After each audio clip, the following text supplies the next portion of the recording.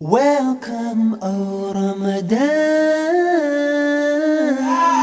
You are a month of the Quran. It is Ramadan. Oh, one who stand up and declare the answer of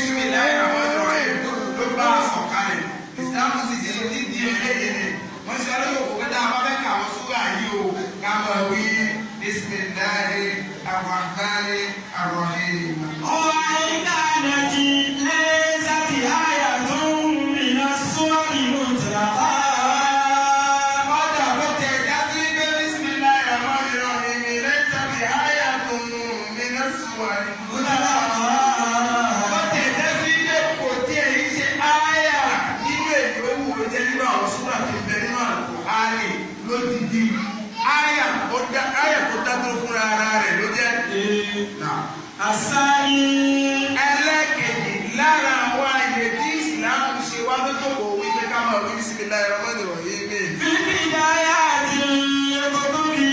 Nígbà tó bá fẹ́ bẹ̀rẹ̀ sí ní kàdíyà, ó fẹ́ ka lè sọ̀rọ̀ ni, ó fẹ́ kàdíyà kan ni, ó fẹ́ kà kan ni. Èyí ó wò dé nínú àwọn nǹkan tó fẹ́ kà fífi ìdáyà tó kú wọ́n mọ́. Ọwọ́ sàáyìn. Àbí lẹ́tà kan ló fẹ́ kà ní èèwà ní sódàbí. Àbọ̀ bẹ́ẹ̀ ká kútúbà ní. Wọ́n ní masáìlú ìlmíyà. Tàbí masáìlú ìlmíyà. Tàbí àwọn ọ̀rọ̀ ẹ̀sìn kan ló bá bẹ́ẹ̀ kà ní. Tàṣíyá dúkìtà bìlà ìtàlá. Lẹ́yìn tí ní kọ́ ṣe bọ́lá wọn bá ti ṣe sọ́wọ́ nínú Al-Qur'ani rẹ̀. Wọ́n ní súnà tí wọ́n sún rẹ̀. Àti ibi kọ́ ṣe súnà Ànábì wa Muhammadu. Fàbádì kàmá yóò bíhá fi kútùbí al-mamluki. Gẹ́gẹ́ bí Ànábì sallallahu alayhi wa sallam, gẹ́gẹ́ bí Ànábì ti ṣe máa ń ṣe tánàbí bá fẹ́ kọ̀wé gẹ́gẹ́ sáwọn ọba àwọn ọba àgbà náà gẹ́gẹ́ bí ó ṣe kọ́ ṣe sí hálùkọ́là ẹni àbí kìtàbí hálùkọ́lù. Nígbà tánàbí fẹ́ kọ̀wé gẹ́gẹ́ sí hálùkọ́là, Ànábì kọ́ pẹ̀lú ọkọ̀ bẹ́ẹ̀ pẹ̀lú Bismillahirrahmanirrahim. Bismillah.